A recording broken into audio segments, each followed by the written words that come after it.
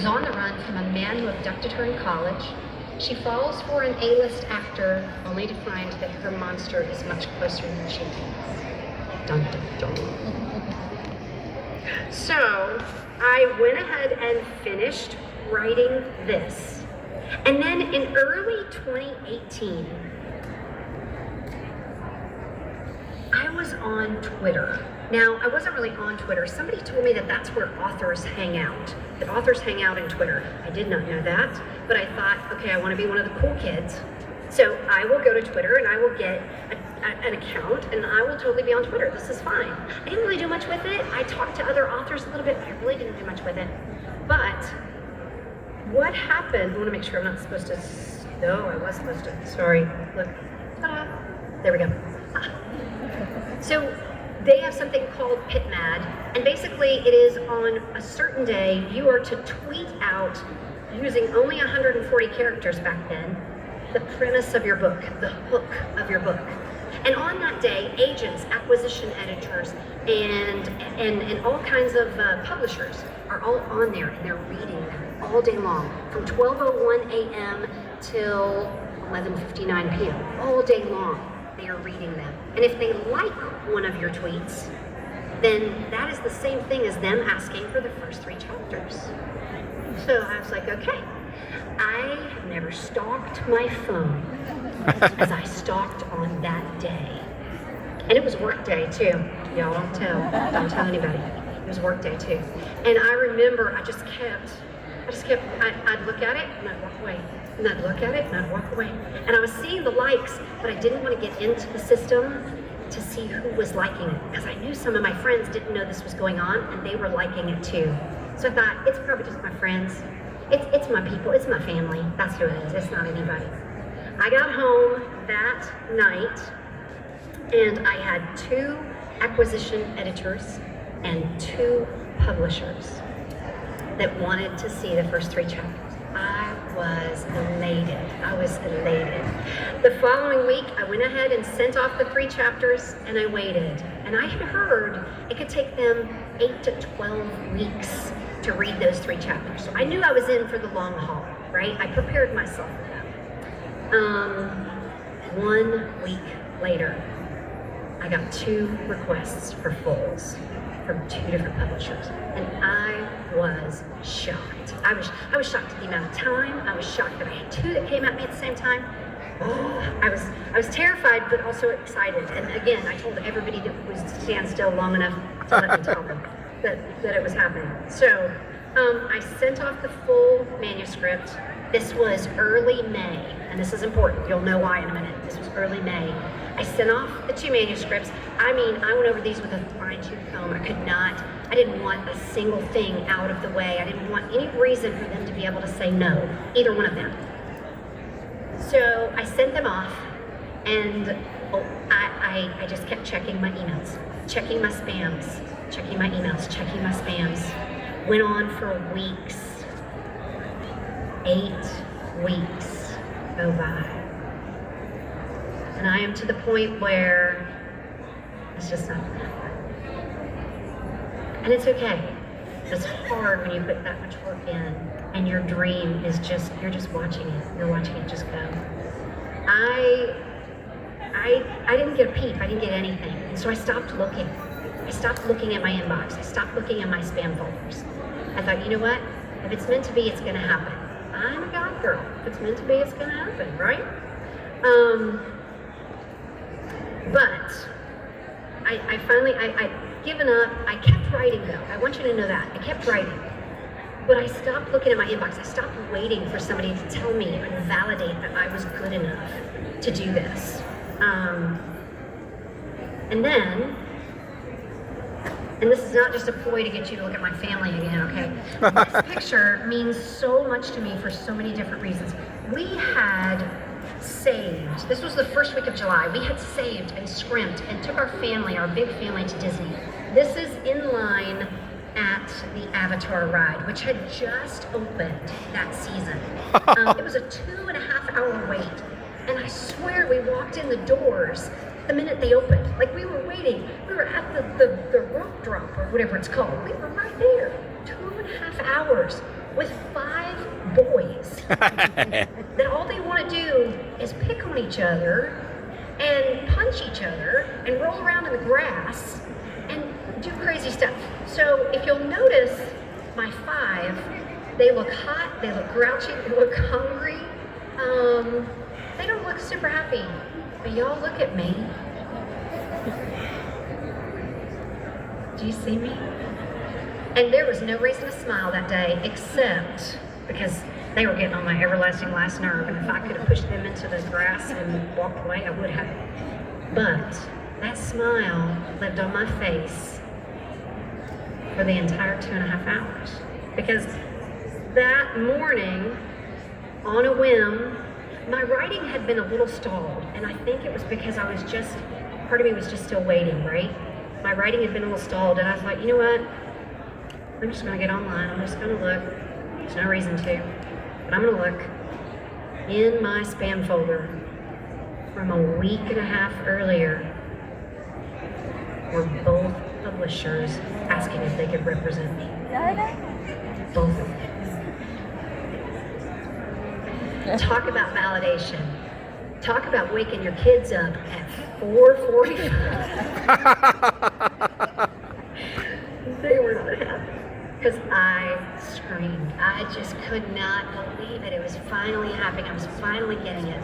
I was so validated. I researched both of them carefully, and I picked one and I signed with one, and the rest is history. So that was a wonderful time in my life.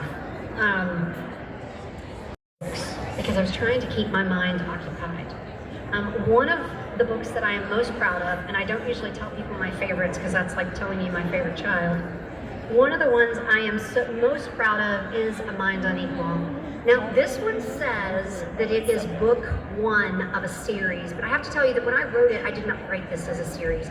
I wrote it as a standalone. But then, my fan base got a hold of it and decided, oh, no, you have to keep going. And I plan to. But I'm telling you this so you don't think that you can't get this one because you're waiting for book 2. Book 2 is 5 books in my plan, 5 books away. So don't feel like you can't get that one because it's a series. It really was never meant to be a series. But this one is exciting for a lot of different reasons. I told you in the beginning that all of my books come back to Knoxville. All of them have Knoxville as one of their settings. This particular book has the sun sphere in it. This particular book, they go under the sun sphere. This is an urban fantasy, okay? This has got mind reading in it. It follows a young woman who is left at the altar in a tiny town in Kentucky. She decides to move to the big city of Atlanta, and something that she had no control over as a child has now given her powers as an adult. The government comes after her for those powers, and she has to put her faith and trust in the one person she should not. It's fast-paced, and it is to this day one of my favorite. But the really cool thing about this is I wrote the majority of this book in 1 month. Nothing in my life has ever come out that fast. I was about to make a really off-color joke. I was going to say, especially my babies, but that's just weird. Anyway, nothing in my life, I have to say that this story is from God, truly, because it just poured out of me. It's an amazing read. It's your favorite, isn't it? Yeah, it's her favorite. Yeah, and it's fun. It's a fun, fast-paced book. I am one blessed girl, and I know it. So, that was my very first dabble into urban fantasy. And my final novel so far is this one, Taken for Granted. Now, I have to tell you a little bit of a backstory about this one. Well, first I'll tell you what it's about, and then I'll tell you what it's really, really about. So this follows a young hotshot lacrosse player, boy. He's 16. Absolutely has no regard for anybody else in his world. He's a little self-absorbed. I had a lot of fodder for this, by the way. And I won't tell you which one. Might even be 2 of them that I might have, put together to be this person. But he's being raised by his mom and his grandma, He comes back from a lacrosse tournament. Their car is broken down.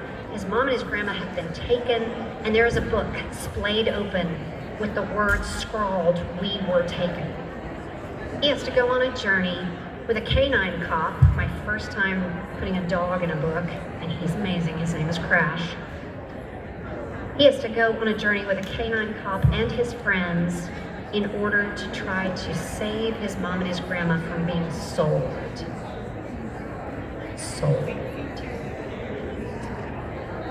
Tough situation, but this is a YA. This is a book 3 of my kids have read this. Okay, but what really was going on was that somebody, one of those boys, those cute little boys you saw, one of them was giving me a hard time. Had to be, because the beginning is like, he's just a character you don't like. I think I was having some breakthrough there of some child in my world that I was really frustrated with. So, great book. It's got a great ending that you don't really see coming, and a lot of humor in that one. I do put a lot of humor in my books because I like to laugh. I like to laugh when I read, so I do put a lot of humor in my books. But it's a pretty tough subject too. So, all right. So, let's see what's next. I can't remember I know what's next, but I have to look. Festivals. That's me. That's where I am. I'm in A1 right up there. I can kind of see number 5. Y'all have to go through and call him number 5. Don't forget that. I can kind of see number 5. I just taught him how to do all this morning, so should be kind of a dumpster fire over there. Should be fine. But today in my journey, I attend 8 to 10 festivals a year. I've done about 60. I love this festival. It is organized so well. I love having all the book people in one spot. My books are sold at bookstores and malls, in-person events, multiple countries online. I've been asked to speak, I've been asked to teach, and my favorite thing is to encourage new writers, and I am one blessed girl, for sure. One last picture of the Fab Five. I didn't want you to think they were babies anymore, because they're not. They're giant humans now. These are my giant humans. And the husband, I feel bad. He's nowhere in sight in any of this. And do y'all notice? There's a girl in the picture. She is, if she's not the love of his life, she's the love of mine, right? She has called me mama since the 7th grade. She was on my cheer squad. Well, she was with my cheer squad. And yeah, so those are my humans. Those are the reason I do all the things that I do. All right. Oh, I knew there was one left. Thank you. Thank you for sitting and listening to my story. Thank you for letting me be the encourager that I know that I am. And thank you for listening and not laughing. I'm pointing at Rankin. I pray that hearing my story will give you the push you need to chase down your own big dreams. Thank you. Fun of me because she said that when I was younger, you know how teachers will give you like a word bank and they'll say, write a story using these words. I would come home and cry. And she'd say, but you love to write. And I'd say, yeah, but I don't want to use their words. I want to use my words. I was a big whiner. And I never really saw myself as a writer when I was younger, but then these stories started coming out. Like, this has been sitting on my nightstand, my husband's nightstand, since God was a boy. That thing has been there forever, right? And then I woke up one morning and I was like, oh, what if I wrap the plot around that? So, I mean, you get your ideas from everywhere that you go. But yeah, I was 40. Never too late. All right, anybody else? Oh, yes, ma'am. Sorry, I didn't see you. Oh, boy, here we go. How do you organize and plot out the story, like your story map? I love that. I love that. If you didn't hear her, she said, how do you organize and plan out and do a story map? So I am not a high fantasy writer like other people in the audience. I am what's considered a pantster. I write by the seat of my pants. I am not a plotter. I am not an outliner, although with series, now that I've finished a series, I now know that you need to be at least a little bit. It's super hard to do a series when you don't have it at least plotted out a little bit. But I am the kind of person that I know where I want it to go, and I know how it's going to start, and all the stuff in between is gravy. Yeah. That's a good question, though. All right, anybody else? Yes, sir. What writers inspired you? I'm sorry, say that again? What writers inspired you? Ooh.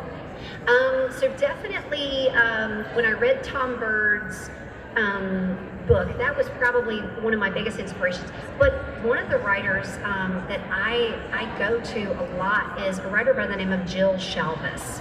She writes with humor and heart. She writes romance. When I need a palate cleanser after Onyx Storm, when I need a palate cleanser after that book,